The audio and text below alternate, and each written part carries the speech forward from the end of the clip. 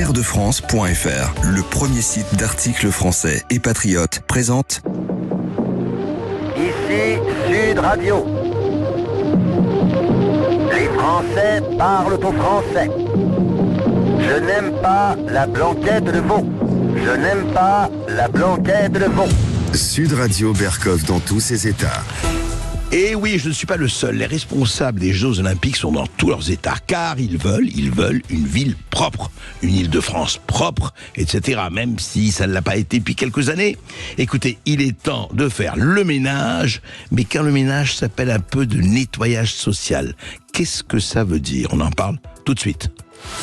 Sud Radio Berkov dans tous ses états, le fait du jour. Eh oui, casse-toi tu peux, marche à l'ombre, c'est vrai, là, quand vous consommez comme c'est drogué, SDF, etc., c'est vrai, on n'a pas tellement envie de les voir, quoi, soyons clairs.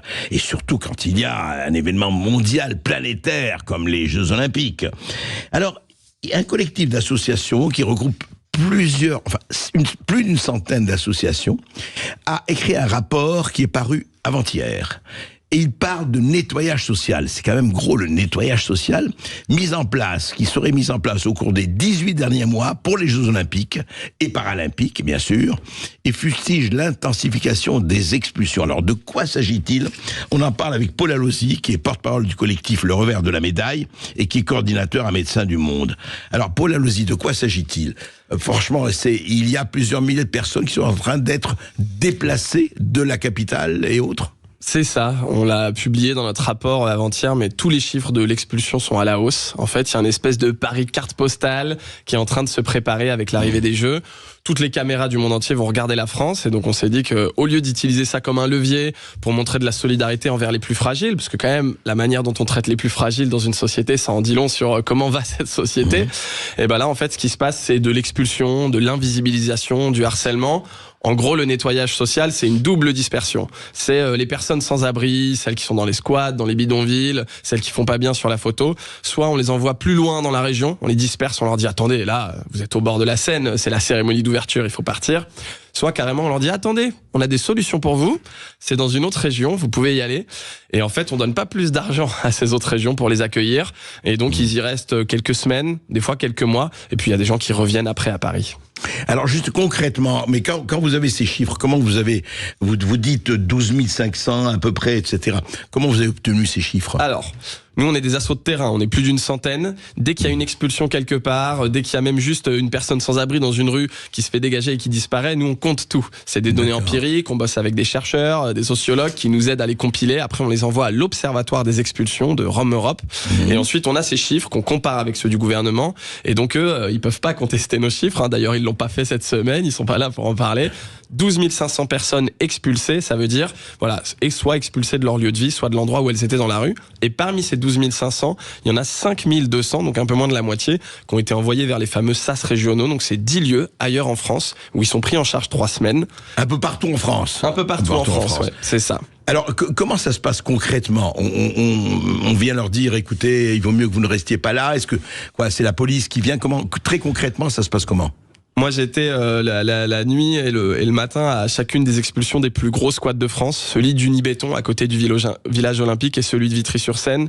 Déjà, il faut se dire que les gens vivent là depuis des années, donc la veille au soir, vous allez... oui, c'est pas un squat d'il y a une semaine, 3 jours. C'est des gens qui sont là depuis des années, beaucoup ont des papiers et beaucoup travaillent. Donc il y a une grande hypocrisie et un discours assez nauséabond envers les personnes migrantes et sans papiers, mais c'est eux qui construisent sur les chantiers des JO, c'est eux qui retapent vos apparts pour pas cher, c'est eux qui vous livrent vos repas Uber Eats. Enfin, je veux dire, ils bossent, quoi. En même temps, beaucoup. Sans papier, il y a un problème. Enfin bon. Et c'est pour ça qu'on devrait les régulariser. En tout cas, c'est ce qu'on propose nous. C'est ce que vous dites. Et donc, ces personnes-là, voilà, moi j'étais au squat Unibéton, on prévient les personnes. Déjà, moi du haut de mes 29 ans, je me retrouve à dire à 500 personnes, demain vous devez partir. Donc là, c'est la panique. Les gens, ils ont un petit appartement dans ce squat ou une tente. Ils essayent de tout faire rentrer dans une valise. Le matin, faut attendre 6 heures parce que la police peut pas intervenir avant 6 heures. Donc on essaye de parler avec les forces de l'ordre. Ils nous répondent pas forcément. Ils nous aveuglent avec des lampes. Et là, à 6 heures, ils rentrent. Ils nassent les lieux. Eux, ils ont des consignes très claires, ils doivent sécuriser le bâtiment. Donc c'est impressionnant, hein, quand il y a un bâtiment qui se fait entourer, ils doivent revenir avec des policiers du GIGN sécuriser les toits. Mais alors, ils amènent il y a des bus qui viennent pour les déplacer. Comment ça se passe? Voilà. Et donc là, ensuite, il y a les fameuses orientations sur consentement des personnes. Une fois que les gens ont été nassés et qu'ils doivent partir, on leur dit, il y a des bus. Si vous répondez à certains critères, vous pouvez monter dans ces bus. Et on les envoie majoritairement dans d'autres régions plus loin. Et les autres, on leur dit, si tu refuses de monter dans ce bus ou si tu réponds pas aux critères, tu retournes dans la rue. Ce soir, tu iras dormir ailleurs. Et il y a beaucoup de SDF aussi concernés. Parce que les SDF, vous savez, on nous avait promis en 2017 qu'il y aurait plus un seul SDF dans les rues de Paris, ou de France d'ailleurs, et de France et Navarre. Bon, on connaît les résultats. Mais ces SDF-là aussi, on les ramasse. Alors, ces SDF, c'est la partie sur laquelle le gouvernement fait de la com, parce que voilà, même la ministre, Madame Oudéa Castéra, disait fièrement à Combini il y a encore quelques jours, il y aura un héritage social de ces Jeux. On a créé 300 places pour les sans-abri qui vivent à proximité des sites olympiques. Et donc c'est vrai, ils sont en train de créer 300 places. Pour l'instant, il y en a 50 de ces places qui sont occupées. C'est une bonne chose. Mais ils en ont supprimé 3000 l'année d'avant dans les hôtels sociaux du 115 de l'Île-de-France pour faire de la place pour les touristes. Donc on nous vend 300 places, très bien, mais on nous en supprime 3000 derrière. C'est vraiment hyper hypocrite. Alors, à votre avis, donc ça va durer, puisqu'il y a les Jeux paralympiques après, donc ça va durer jusqu'en septembre, c'est ça? C'est ça. Là, on part sur 3 mois, hein, du 15 juin au 15 septembre. Nous, on a même des dispositifs qu'on a demandé de déplacer parce qu'on était devant l'hôtel de ville. On va aller place de la Nation. On va avoir 3 mois hyper intenses. Et ce qu'il faut comprendre au-delà des chiffres, si je peux vous donner quelques petits exemples de virées, ce nettoyage social, c'est ce monsieur sans-abri dans le 15e qu'une maraude avait mis des années à créer du lien avec lui, qui avait sa tante à un endroit depuis des années. Du jour au lendemain, sa tante disparaît et l'équipe de maraude apprend qu'il est mort sur un banc seul le lendemain. Le nettoyage social, c'est cette femme victime de traite, donc qu'on force à se prostituer au bois de Vincennes, et qui maintenant, avant il y avait des policiers qui passaient pour les sensibiliser pour des parcours de sortie de traite. Maintenant les policiers ont des consignes, ils ouvrent les camionnettes, ils les attrapent par les jambes et ils les emmènent en rétention alors qu'elles sont en sous-vêtements. En fait, c'est des vies individuelles, des gens qui ont déjà des parcours de vie difficiles, cabossés, et qu'on va encore plus maltraiter, quoi. Mais vous savez, la question que je me pose, vous parlez des travailleuses du sexe qui sont donc effectivement le bois de Boulogne, il faut nettoyer le bois de Boulogne.